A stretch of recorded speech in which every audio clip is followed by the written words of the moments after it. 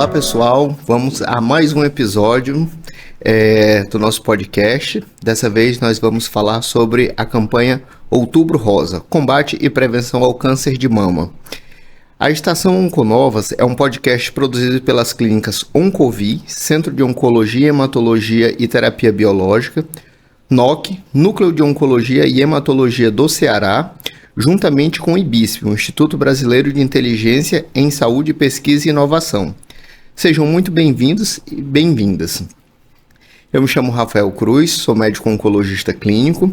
Estou aqui na presença da doutora Mirela, mastologista, nossa médica convidada, doutora Thalita, também médica mastologista, e Sâmia Albuquerque, fisioterapeuta especializada em oncologia. Sejam muito bem-vindas, meninas. É um prazer estar na companhia de vocês.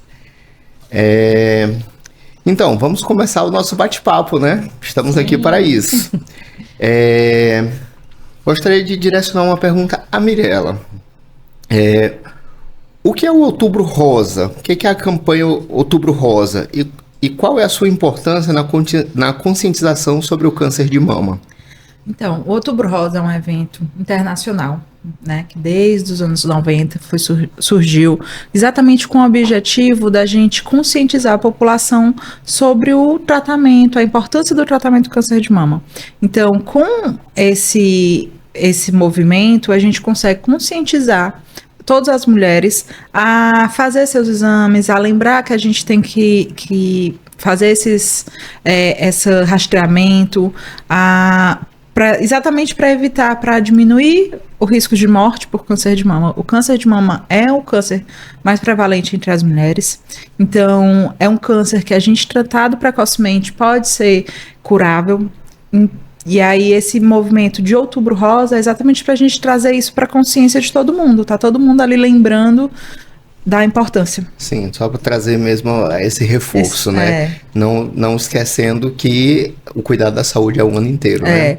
E Thalita, o que você considera, quais são os sinais e sintomas mais comuns que podem indicar um possível câncer em desenvolvimento, um possível câncer já instalado no indivíduo? É uma ótima pergunta, assim. As mulheres, elas têm muitas dúvidas do que pode ser o câncer. Eu atendo muitas pacientes no consultório que chegam com dor nas mamas e a dor na mama é a principal queixa. Elas sempre ficam com medo de, será que essa dor na mama vai ser um sinal para câncer? Nem sempre, tá? O câncer de mama a gente pode diagnosticar e encontrar com algumas outras lesões. A principal lesão é um nódulo endurecido na mama. Esse nódulo ele não vai desaparecer com 1 semana, 2 semanas, ele vai crescer provavelmente. Também pode encontrar alguma lesão endurecida, um nódulo endurecido na axila, um linfonodo alterado, que a gente chama, e bem como alterações na própria pele da mama, a mama ficar edemaciada, com uma aparência como se fosse uma casca de laranja, aquele edema, aqueles furinhos nos poros da pele. A mama pode ficar avermelhada, como um processo inflamatório, como se fosse uma infecção, inflamação na mama. A gente pode encontrar também alterações no mamilo, que é aquela parte, o bico do peito, e na areola, a parte colorida. O mamilo pode entrar, ele ficar retraído. Quando a mulher se movimenta no espelho, ela vê que um mamilo de um lado está normal, para fora, pontudinho, ou como ele era antes, e o outro não vai estar alterado, ele pode entrar um pouco mais. E tem também até mesmo saída de secreção pelo bico do peito também, uma secreção, seja ela transparente, que a gente chama de água de rocha, ou então um vermelho vivo, uma secreção sanguinolenta. Só para lembrar que esses sinais, sintomas, às vezes as mulheres ficam muito medo quando aparece qualquer um deles, mas não necessariamente eles vão ser câncer, mas eles têm que ser examinados a qualquer momento que apareça. A gente falou que o cuidado com a saúde é o tempo inteiro, o ano inteiro. Esses sintomas, mesmo que eu tenha feito minha mamografia, mesmo que eu tenha feito meus exames há pouco tempo ou ainda não fez 1 ano, se aparecer qualquer um desses exames, eles têm que ser examinados pelo médico. Nem sempre vão ser câncer, podem ser outras alterações da mama, mas é importante que a gente tenha essa lembrança. Essa percepção, né? E é engraçado que a gente vê no consultório do dia a dia paciente que chega e diz: Não, eu faço meus exames anualmente, nunca deu nada. Lembrar que existem aquelas doenças de aspecto mais agressivo, né? De Ou seja, intervalo, né? Elas que acontecem. no intervalo de um ano elas vão se desenvolver e vão gerar até lesões maiores, que a Thalita trouxe aqui a questão do linfonodo, né? Que popularmente é a íngua, né? Então, a gente vê aquela íngua ali na axila, então já é um sinal de alerta.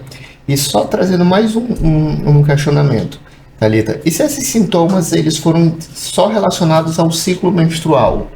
Isso traz ali uma suspeição? Por exemplo, eu sinto dor na mama quando eu estou prestes a menstruar. Essa dor na mama, a gente chama de cíclica, ela vem e volta de acordo com o período da menstruação, ela é uma dor esperada que a gente encontra, então ela não vai estar tão relacionada ao câncer, bem como a mama tem que ficar mais edemaciada, mais inchada, também está relacionada a alterações do ciclo menstrual, por isso que a gente pode até esperar um pouco, ver se aquela alteração, aquela lesão palpável, ela vai sumir ou não com uma semana, duas. Também lembrar da assimetria das mamas, né? Que ela pode ser normal e esperada. E esperada, né? Agora eu vou direcionar uma pergunta para a Sâmia, nossa fisioterapeuta master. Sâmia, quais são os principais desafios relacionados à mobilidade que as pacientes enfrentam durante o tratamento do câncer de mama e como a fisioterapia pode ajudar a superá-los? E como funciona a questão da reabilitação pós-tratamento, assim, essa mulher, ela vai ficar isenta de poder voltar à academia, fazer suas atividades trabalhistas, suas atividades sociais, como é que você tenta reinserir essa mulher na rotina do dia a dia? A fisioterapia tem muitos desafios, né? Eu acho que um dos desafios maiores é ela chegar até o serviço de fisioterapia. Então, a primeira condição que a gente precisa ter é essa mulher, né, esse paciente chegar para a gente da fisioterapia nas fases do tratamento. E vai desde o primeiro momento, que é o diagnóstico. Então, o diagnóstico, a gente vai conseguir acompanhá-la durante todos os tratamentos, seja o tratamento de quimioterapia, radioterapia, cirúrgico, pré ou pós. A gente vai conseguir realizar de acordo com as orientações e, ao mesmo tempo, não só orientações de saúde, que hoje em dia é muito importante, a gente precisa também elucidar com a supervisão. Muitas das mulheres acabam evitando procurar a fisioterapia porque acha que não precisa, até o momento que encontram alterações. Então, dentro das alterações que a gente vai encontrar, seja a indisposição por conta da quimioterapia, seja a questão da fibrose por conta da radioterapia, a redução de amplitude de movimento, alterações de postura dentro da parte cirúrgica, a gente tem esses benefícios, os objetivos em trazer para ela. Quando a gente fala de mobilidade, no caso, no câncer de mama, a mobilidade vai ser funcional. Então, a funcionalidade vai estar ali alterada, que é carregar uma bolsa, que é pegar um filho, que é levar acima da cabeça para poder pegar algo acima na prateleira, peso. Então, muitos hoje ainda têm aquele mito de que não pode carregar nenhum peso, pelo contrário. Né, precisa movimentar-se. E a gente falar em fase, no primeiro pós-operatório já pode realizar o exercício. Claro que é um exercício com uma intensidade diferente, uma angulação diferente, por isso a importância da supervisão e a adequação desses exercícios. No pós-operatório tardio, que a gente vai colocar aí em torno de 2 semanas, as mudanças dos exercícios, elas já existem.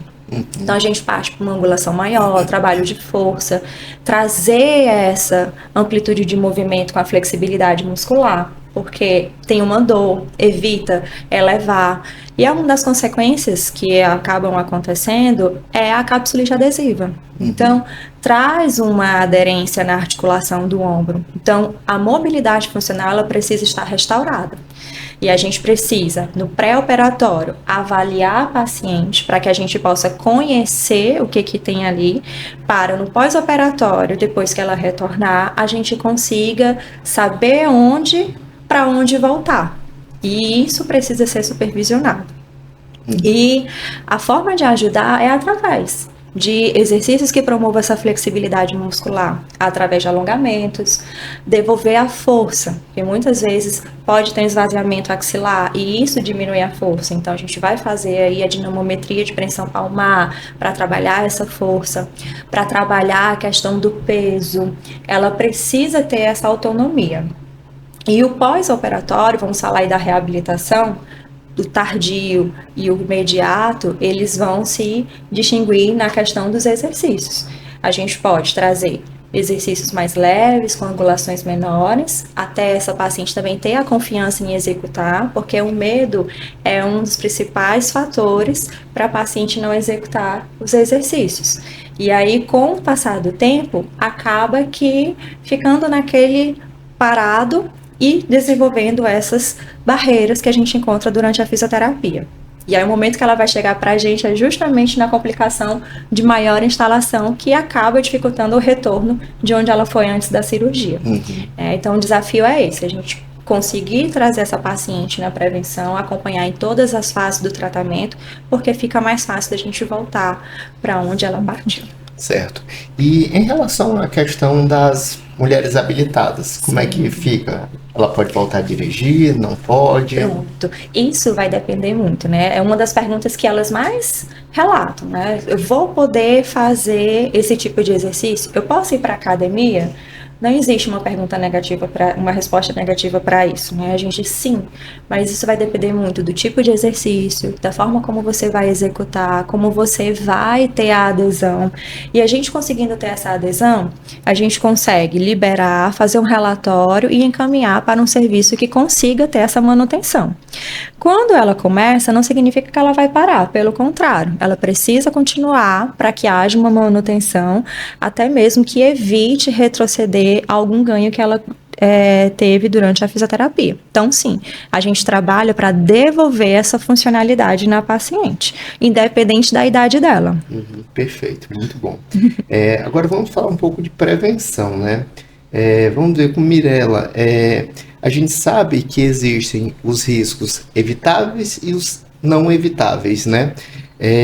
Quais são as principais medidas preventivas que você considera contra o câncer de mama? Hoje a gente já tem bem estabelecido, né, que uma boa alimentação e atividade física é um combo para tudo. E para o câncer de mama não é diferente. A gente ter uma alimentação saudável, né, com alimentos mais naturais, evitar aqueles alimentos embutidos, enlatados, tudo isso aumenta o risco.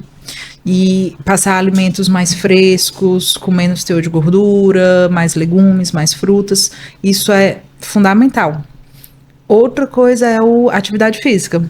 A prática de atividade física, a Samia pode até ajudar, né, entrar também, é fundamental para a prevenção primária do câncer de mama, né? A gente vai falar lá em prevenção, a gente vai discutir um pouco mais à frente, mas isso são medidas que eu posso fazer para tentar evitar de ter câncer. O câncer é multifatorial, ele tem vários fatores, a gente não consegue interferir em todos, mas a gente tem que trabalhar muito bem naquilo que a gente pode. E aí, quando a gente fala de boa alimentação, atividade física regular, a gente vai falar em peso adequado. Então, a paciente obesa é uma paciente com mais risco de câncer de mama. Se a gente estabelece uma boa alimentação e uma atividade física regular, a gente também consegue um peso adequado, que é outro fator de prevenção.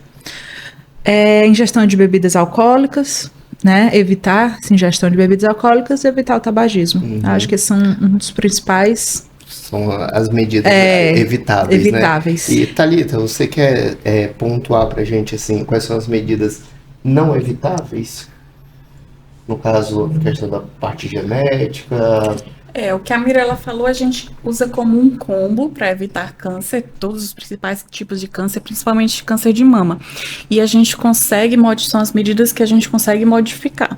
Tem coisas que a gente não consegue modificar, como a gente nasceu, os hormônios que a gente desenvolve ao longo da vida, e também a história familiar. Não tem como a gente modificar a nossa história familiar, é uma herança genética que a paciente teve.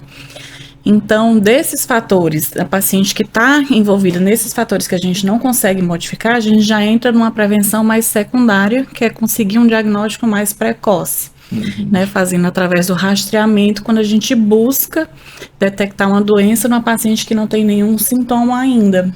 Sim. E em questão a vida menstrual daquela mulher, isso exerce algum papel na questão do câncer de mama? Tem alguns estudos mostram que quanto mais tempo a mulher passa menstruando, seja uma menarca precoce, uma menopausa tardia, isso pode interferir, pode aumentar o risco. Tem alguns outros fatores que podem aumentar um pouco o risco também, como o uso de terapia hormonal, seja anticoncepcional, uma terapia de reposição hormonal. Mas às vezes eu sinto que a reposição hormonal, ela é muito julgada, ela recebe um estigma, as mulheres têm muito medo da terapia de reposição hormonal e não lembram que o nível, por exemplo, o nível aceito de álcool numa prevenção de câncer é 0. Qualquer quantidade de álcool também aumenta o risco para câncer e câncer de mama também. Então, às vezes eu sinto que a terapia de reposição hormonal às vezes tem um estigma, ela leva uma culpa maior do que deveria ter, diante de outros fatores que também aumentam o risco para câncer de mama. Eu acredito que é bom lembrar que assim, não, a terapia hormonal sempre foi o boom e agora alguns estudos do uso de anticoncepcional. Então, muitas mulheres chegam no consultório questionando se podem ou não usar o anticoncepcional, porque saíram alguns estudos falando dos anticoncepcionais combinados ou progestados isolado com esse risco aumentado. Mas é como a Thalita falou, é um risco que existe. Se você quer evitar todos os seus riscos, tudo bem, mas aí a gente também tem que trabalhar naquele peso, atividade física, alimentação, ingesta de bebida alcoólica, não é só o anticoncepcional, né? Ele fica com um vilão maior do que ele é. Então a gente tem que todos esses fatores, eles têm que ser conversados entre a história familiar, entre vários pontos que a gente tem que levar em consideração. E eu não sei vocês, mas eu acredito que vocês devem ouvir muito mais do que eu a história de uma pancada na mama. O que vocês têm a dizer sobre a história de uma pancada na mama que, por uma ocasião, acabou virando um câncer? Eu queria tranquilizar. Eu queria primeiro tranquilizar. Não, as mulheres, elas ficam muito preocupadas. Se levam uma pancada ou lembram, doutora, eu jogava vôlei na minha infância e levava muita pancada basquete. Assim, o que a gente sabe é que se tem um trauma muito intenso na mama, naquela recuperação do trauma, a Samia pode até ajudar. A mama, ela tem uma drenagem mais lenta, mais devagar do que o restante do corpo. Uma drenagem linfática, a drenagem linfática é o que reduz aquele edema, o inchaço, né? Quando a gente sofre a pancada, tem um inchaço, então a drenagem vai reduzir aquele edema. Então, na mama, isso vai ser mais lentificado. Então, a mulher vai ficar com aquele edema, aquele inchaço, aquela coisa dolorosa e endurecida por mais tempo na mama. E pode ter algumas sequelas no tecido gorduroso da mama, formar uma imagem como se fosse uma necrose gordurosa, como se a gordura ela não tivesse chegado sangue suficiente devido àquele trauma, e ela começou a se desfazer e ficar uma necrose gordurosa. A questão é que essa necrose gordurosa da mama, devido a um trauma, quando a gente vai fazer os exames de imagem, eles se apresentam, eles se confundem com alguma lesão maligna, porque a imagem que a gente vê não é tão boa, assim, não é tranquilizadora. Então, assim, o trauma tem aquele momento, aquele ápice, que a gente vai ver essas imagens, mas a partir do momento que a gente esclarece que aquela lesão que porventura ficou, porque pode não ter nada, não pode não ter sequela nenhuma depois, aquela lesão foi uma lesão decorrente do trauma, a gente pode acompanhar tranquilamente ela, então a mulher pode não sentir nada, e o trauma que ela teve há alguns anos atrás não vai interferir no risco para câncer de mama. E o outro ponto, né, é que assim, às vezes ela sempre tem uma história, mas tem uma vizinha que teve uma pancada e era câncer. O que acontece é que muitas vezes o câncer é assintomático, a mulher nem não pega, não palpa, e na hora que a gente tem uma dor localizada, tem um trauma, a gente acaba investigando um pouco mais. Então, eu tive uma pancada, fui fazer meus exames e acabou diagnosticando alguma coisa. Então, isso daí, às vezes, é um fator de confusão, né? Ela teve o trauma, mas o trauma não foi o que causou o câncer, né? Foi até uma coincidência, às vezes. Às vezes, ela meio que se salvou. Né? Porque a gente pode diagnosticar alguma coisa que nem ia ver ali tão cedo. Então, as mulheres podem ficar tranquilas, essa questão de traumas, né? É impressionante como as histórias chegam iguais nos consultórios diferentes, né? Porque os exemplos que chegam até mim das pacientes é justamente porque a vizinha fez a fisioterapia e aconteceu alguma coisa. Ou não fez, eu digo, não, calma, é tranquilizar. Eu acho que o primeiro passo é a gente tranquilizar e passar a confiança e segurança para o paciente, porque não é fácil, né? Nesse momento de descoberta do diagnóstico, de todos os processos que são realizados ali, tem uma família por trás, né? Então tudo isso acaba que quando a gente faz o primeiro dia de acolhimento, que é todo mundo junto, é muita informação. Então, uma das coisas que eu mais faço, juntamente com a equipe, é sempre reforçar as orientações, entregar um panfleto, sempre reconduzir as falas, porque às vezes só escuta, mas o papel vai, então vou fazer de acordo com o papel. Então, muitas pacientes também já chegam falando dessa questão do trauma. Mas eu bati e tudo. Eu digo, não. Nesse momento dói porque a gente também tem parte muscular, né? Então, a musculatura aí no meio, você mexe por conta da funcionalidade, porque é preciso, pega panelas pesadas, né? O filho que não pode deixar no chão. Então, muitas vezes, isso acaba aumentando e aí vem a história, né? Será que eu estou com câncer? Então, existe também as coincidências. O que a gente fala é de tentar fazer o alongamento, de tentar liberar aquela área que está ali contundida. E, dependendo da condição, né? Com tudo descartado, a gente pode pedir aí, na verdade, para fazer alguma compressa, primeiramente fria, né, que é analgésico, para que a gente possa ver juntamente aí com o diagnóstico com os médicos, né? E prevenção é, digamos, hoje o carro-chefe da fisioterapia. Antigamente, a fisioterapia ela ficava muito mais nas complicações. Hoje em dia, a gente tem que entender que atua desde o primeiro momento. Então, a gente vai prevenir o quê? A perda da funcionalidade, né? Então, como é a perda? Através das orientações. Então, a atividade física não é qualquer, né? Como bem falou a doutora Mirella, tem que ser uma atividade física regular. E regular hoje, a gente tem que entender que ela tem que ser feita entre 150 a 180 minutos por dia. Mas se eu for só na terça e na quarta-feira 30 minutos, não é atividade física regular, não é exercício físico. Então a gente precisa trazer essa condição, né? O condicionamento cardiovascular, respiratório e muscular. Porque aí a gente tem uma redução de 16% de uma forma geral, inclusive na questão, digamos, na mortalidade, no índice de mortalidade. Pessoal, desculpa, por semana. Por semana. Eu falei dia, por semana. Me desculpa. Não, tudo bem. Então, vamos aqui. Thalita, para você, qual que é a importância da mamografia, né? E a partir de qual idade os indivíduos devem começar a realizá-las? E além da mamografia, digamos que a mulher ela não queira realizar a mamografia pela questão do desconforto, e depois essa minha pode até dar um auxílio em relação a medidas para minimizar esse desconforto. Mas chegando aquela mulher que diz, eu não quero fazer porque já me disseram que dói muito, existe algum outro exame indicado para rastreio do câncer de mama? Eita, uma pergunta polêmica, muito boa, uma pergunta muito boa e polêmica. A mamografia é o exame que a gente tem conhecimento, é o exame eficaz para o rastreamento do câncer de mama. É um exame que a gente faz na mulher que não tem sintoma nenhum. A Mirella bem falou da importância de conscientizar sobre o câncer de mama, é o câncer que mais acomete as mulheres e causa maior mortalidade. Então, é um câncer bem relevante. Quando a gente tem casos de doenças bastante relevantes, a gente tem uma indicação de fazer um rastreamento, que é procurar a doença mesmo o paciente não tendo nenhum sintoma.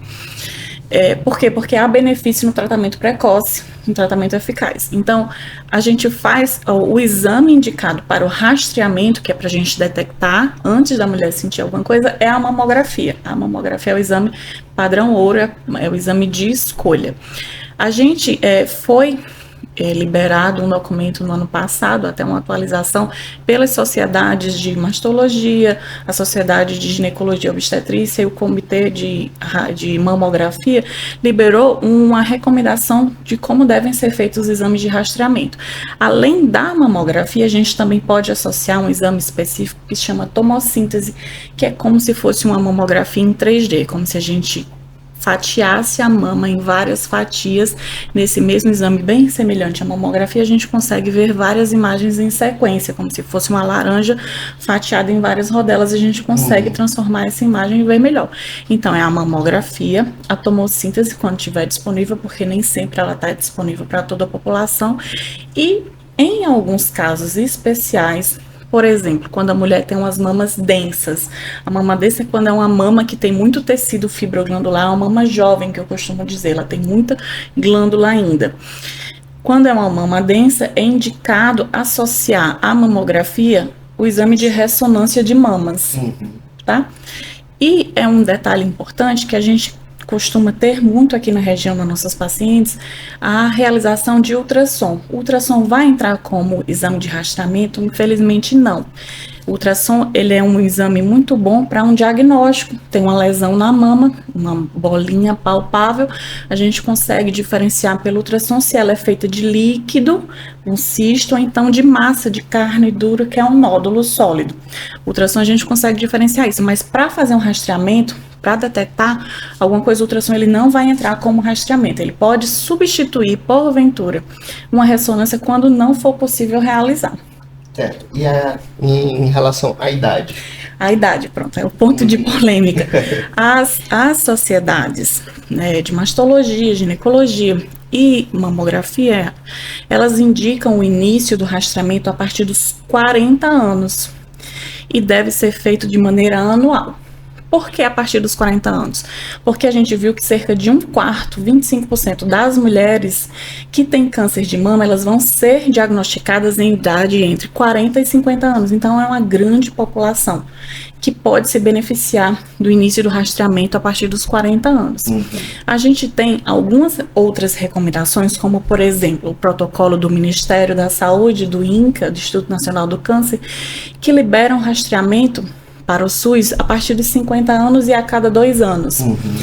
O próprio Ministério, ele faz essa recomendação geral, ele não consegue abranger toda a população, mas o próprio Ministério admite que o exame ele vai ser feito, vai ser garantido pelo SUS, gratuito pelo SUS, a partir do que o médico solicitar. Então, se mesmo o teu médico pelo SUS solicitar a mamografia anual e a partir dos 40 anos, o SUS vai cobrir. Não vai ter nenhuma restrição, porque está no protocolo, no manual do Ministério, a partir dos 50 anos e a cada 2 anos, ele não vai se restringir a isso. Ele pode ser feito a partir da solicitação médica. Certo. E para as mulheres que possuem prótese mamária? Elas ficam com muita dúvida se a mamografia vai explodir aquela prótese. Se vai doer mais, mas vai doer. E se não pode substituir, de repente, será que eu não posso deixar de fazer a mamografia e fazer só a ressonância já que eu tenho prótese? Infelizmente não, a mamografia é para todos, para todas. Então, mesmo com a prótese, a gente consegue desenvolver umas técnicas para conseguir fazer a imagem. É como se a gente empurrasse a prótese e puxasse o tecido da mama. Tem uma manobra especial, manobra de Eklund, que a gente consegue empurrar a prótese e puxar a mama e consegue radiografar, além das 2 incidências tradicionais, que é a de cima para baixo, a crânio-caudal, e a médio-lateral oblíqua, que é na lateral, que a mulher posiciona a mão na lateral da máquina. Além dessas 2, ela vai ganhar uma ou 2 a mais, nessa manobra que vai puxar a glândula e empurrar a prótese. A ressonância nessas mulheres, ou então em outras que pensam, eu não vou fazer a mamografia porque dói. Não vou fazer a mamografia porque dói. Será a ressonância ela não é suficiente, porque existem coisas que elas são como um câncer em estágio inicial, ou então precursor de câncer invasivo, que elas são detectadas apenas na mamografia. Um detalhe como as calcificações, a gente só vê na mamografia, a ressonância a gente não consegue identificar calcificações na ressonância. Então, a ressonância ela acaba ficando insuficiente para um rastreamento completo. Então, de fato, é a mamografia mesmo. Ela isolada não consegue substituir. A ressonância isolada não consegue substituir. Samia, e para a questão da amenizar essa dor, você tem alguma recomendação, tem alguma orientação? Eu acho que o mais temido é a dor, né, na mamografia. Eu acho que isso acaba até fazendo com que talvez as mulheres atrasem um pouco a ida até a fazer esse exame. Eu fiz essa semana, realmente. Para mim não é dor, é incômodo. Mas é incômodo, na verdade, porque existe uma posição que a gente não tem aquela rotina de executar, né? Coloca uma mão na lateral, aí encaixa bem, tem que fazer uma rotação e tudo. E mamas mais densas acabam aí sendo até um pouco mais difíceis, porque precisa pegar toda a área mamária. Então, acho que uma das recomendações é que a gente possa trazer a flexibilidade, principalmente nessa parte, né, de ombro, de escápula, cervical, porque vai ter a rotação em algum momento. Então, precisa trabalhar muito para que haja essa possibilidade de realizar e sem dor. E executar o exercício também é uma forma de tentar amenizar isso daí, mas precisa ser de forma regular. Não pode começar e parar. Tem que começar, continuar, não parar, porque vai ser um novo recomeço, né? E só trazendo agora uma pergunta aí, tanto pode ser tanto para Thalita quanto para Mirella, segundo a Sociedade Brasileira de Mastologia, existe uma idade que eles determinam assim, iniciar aos 40 anos e parar aos 69. Hoje a gente vê que uma pessoa de 69 ela é completamente funcional. Minha mãe tem 70 anos e minha mãe ainda está ativa no trabalho. Então, assim, vocês acham que isso vai ser algo que vai mudar? Já, na verdade, as sociedades elas já estão mudando, né? O Ministério da Saúde ele é mais rígido, né? Nesse período. Restrito, né? Ele fica só de 50 a 69 anos. Mas as sociedades elas já expandiram até 74. Ah, que legal. Que é um período que a mulher já são mulheres bem ativas, hoje 74, e ainda assim, se é uma paciente rígida, se é uma paciente que faz suas atividades, que tem um autocuidado, que não tem comorbidades, né, que faz tudo sozinha, mesmo ela sendo uma vozinha, mesmo se ela tivesse seus 80 anos, mas ela tá bem. Hoje a gente tem, o que a gente vê de senhoras de 80 e poucos anos na academia, né, lá. Sim. A recomendação é, se a mulher tem uma expectativa de vida mais de 5 anos, a gente recomenda que ela continue. Sim. Assim, numa senhorinha acamada, com Alzheimer, eu não vou fazer. Mas se ela tá ativa, dirige, faz todas as suas coisas, né, tá na atividade ainda, a gente não tem uma idade limite, não, tá? Sim. Maioria até 74 anos, porque aí depois de 74 anos realmente fica um número menor de mulheres ativas. Sim. No Brasil.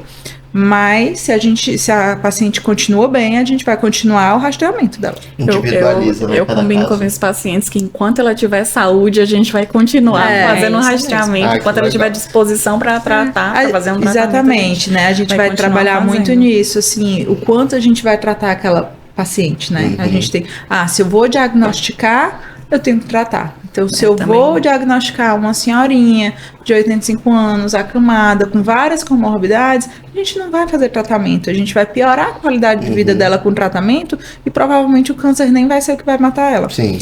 Então, nesse caso, não. Mas se a paciente é ativa, a gente hoje em dia cada vez mais opera pacientes de 80, 85 anos que são super rígidas. Sim.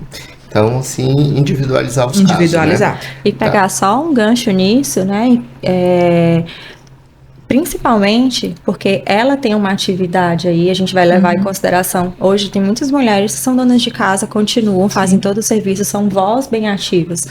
Então, nessa condição aí, até mesmo detectou, né, mais ou menos nessa idade, é mais um fator também para que possa estar aí sendo encaminhado para fisioterapia, primeiramente, né? Então, nesse momento, se for uma paciente que mesmo que não esteja na sua atividade laboral, numa empresa, mas dentro de casa exerce também uma profissão aí que tem um custo energético bem grande, aí nessa questão de já ter esse acometimento, de quanto mais voltar também para a fisioterapia, ter esse serviço aí, essa adesão, mais rápido vai ser o pós-operatório e com idosa, ela menos perde complicações. Mais rápido, né? Tem perda de massa muscular, né? Então isso acaba dificultando até um pouco o retorno para suas atividades funcionais do dia a dia. Agora vamos lá, Mirella. E em relação aos homens, o Outubro Rosa não engloba somente mulheres, né? Em relação aos homens, a gente sabe que também podem desenvolver câncer de mama, né?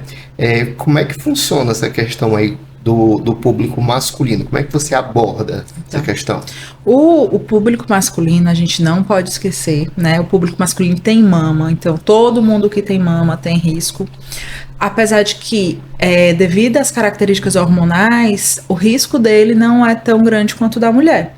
Então, realmente é um risco bem menor, né? Cerca de 1% dos cânceres de mamas vai acometer o homem. E pelo homem ter uma mama menor, uma mama mais não desenvolvida, né?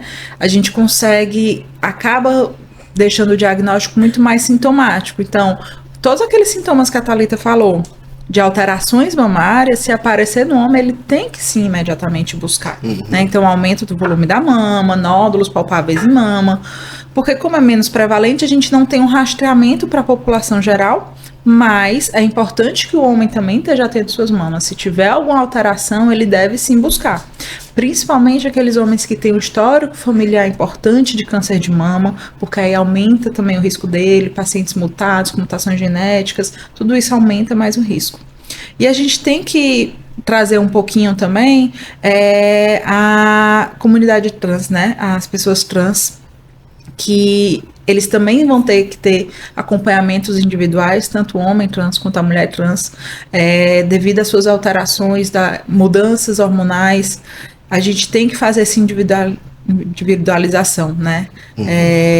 Um homem trans não vai ter um risco igual ao dos homens, uma mulher trans não vai ter o risco igual ao das mulheres, mas a gente tem que estar sempre atento. Exatamente. Essa questão é uma questão muito polêmica, né? A mulher trans que faz a terapia hormonal afirmadora de gênero por mais de 5 anos, ela vai aumentar em muito o seu risco de câncer, né? Eu vi na literatura que pode aumentar até 47 vezes em relação ao homem. Então, são pessoas que também têm que passar por todo esse tratamento. O homem trans que fez a mastectomia, a gente tinha discutido mais cedo, gostaria que a Thalita fizesse o apontamento que ela fez muito bem a respeito do homem trans que optou por fazer a mastectomia. Mesmo fazendo a mastectomia, não elimina o risco em 100%, é sempre uma cirurgia que reduz o risco, né? Então tem que ser avaliado se restou algum tecido mamário, se tiver algum tecido mamário, ele também tem que ser acompanhado e feito um rastreamento também. Que legal. E agora aqui uma pergunta para todos, né? Que mensagem vocês gostariam de deixar para os indivíduos que têm medo de realizar o exame preventivo? Não se deixa bater pelo medo.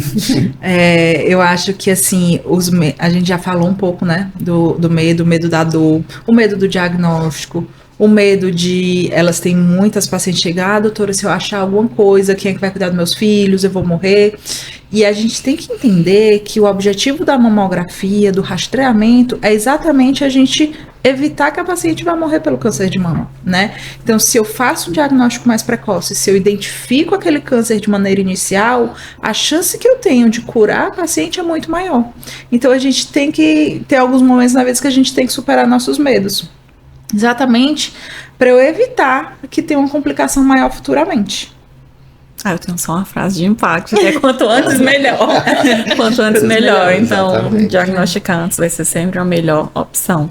Exatamente. Eu acho que também a gente deve reforçar e bater muito na tecla de quebrar aquele tabu de que o rastreio não é igual ao estou procurando doença. Não. Como a Thalita falou aqui, quanto antes melhor. Infelizmente, se você tiver a predisposição ou hábitos não saudáveis, você vai aumentar a sua chance de desenvolver uma doença. Se você diagnostica essa doença em estágio inicial, maiores são as chances de cura, menores são as sequelas, menos intensas são as abordagens de tratamento, né? Então, tem as questões dos tratamentos que a gente nem vai entrar aqui, que daria um outro assunto também. E eu acho que é isso, acho que a gente abordou Vamos falar da prevenção na fisioterapia, exercício físico.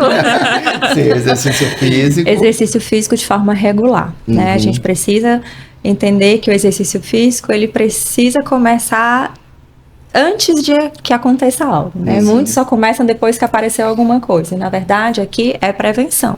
Então, exercício físico de forma regular, 150 a 180 por semana, né? Pode misturar aí também com outras atividades de lazer. E, principalmente, né, devolver essa funcionalidade, combater de uma forma que as complicações sejam as menores possíveis. Então, se a gente pensar aí nas atividades básicas de vida diária, botar o sutiã, né, lavar o cabelo, escovar, se alimentar, todas essas atividades estão inseridas no dia a dia. Então, quanto mais cedo começar essa inserção aí para reduzir essa chance aí, de câncer de mama, mas ainda vai ser evitável. E só pegando aqui também sua fala, lembrar que tudo isso que a gente trouxe, a gente está falando na primeira doença, mas Sim. existe a recidiva também, né? Isso. O que seria a recidiva? A recidiva seria a doença voltar. Então, adotar todos esses estilos de vida saudáveis, a prática de atividade física, manter o acompanhamento regular com o seu mastologista, com o seu médico, os exames de rastreio periódicos, porque existem, você não consegue dar uma garantia de que a doença não vai voltar nunca, né? Então, eu acho que são mudanças que tem que ser não só naquele momento, mas de hoje para sempre.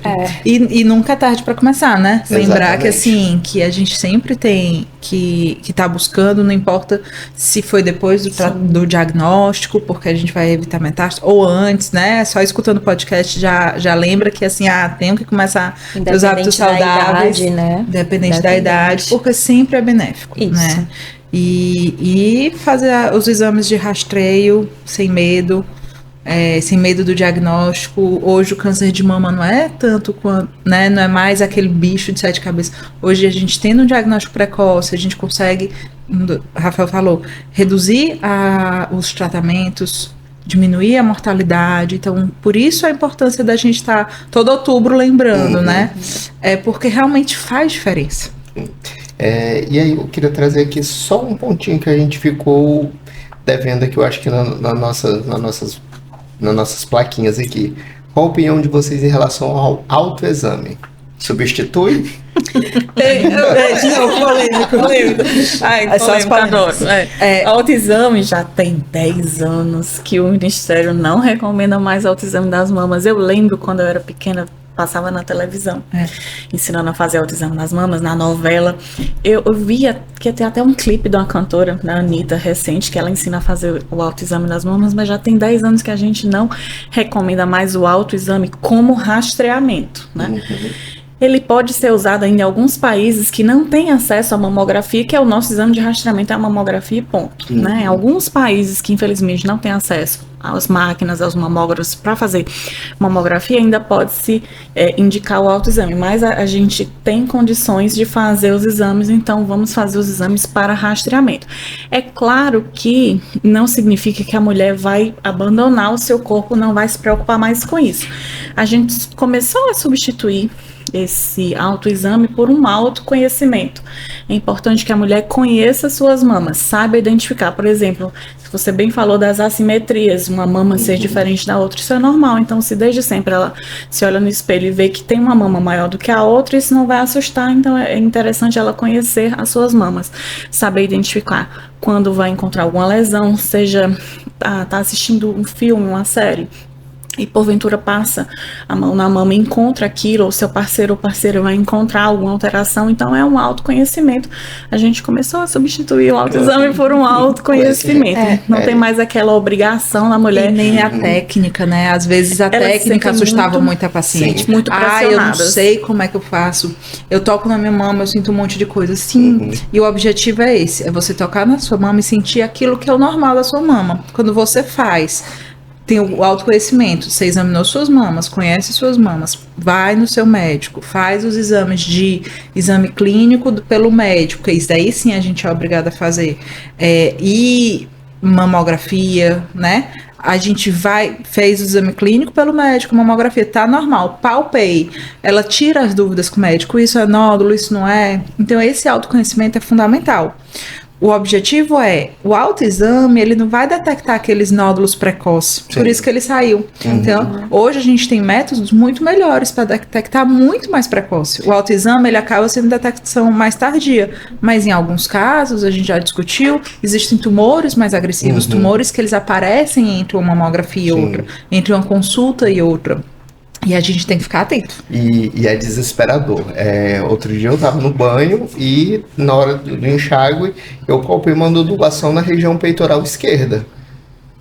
No dia seguinte eu tava fazendo uma ultrassom para ver o que era. Era uma doença lipomatosa, graças a Deus. Então, assim, fica essa questão mesmo. Então, assim, lembrar que o homem pode Sim. desenvolver câncer de mama e que você tem que conhecer seu próprio corpo mesmo. Todo mundo, homens e Todo mulheres. mundo, né? E Então, se tiver alguma dúvida, não se baseie na história do vizinho, Uhum. né? Do familiar. Exatamente. Procure o especialista. Nem no que ele- Google, né? Nem no Google. Nem no Google. Então, procure o especialista que ele vai poder te orientar, né? Bem, e encaminhar para algum outro profissional que ele acha que seja interessante. gente, que legal. Então, vamos concluir aqui nosso bate-papo, né? Foi o reforço da importância do diagnóstico precoce e do tratamento adequado do câncer de mama.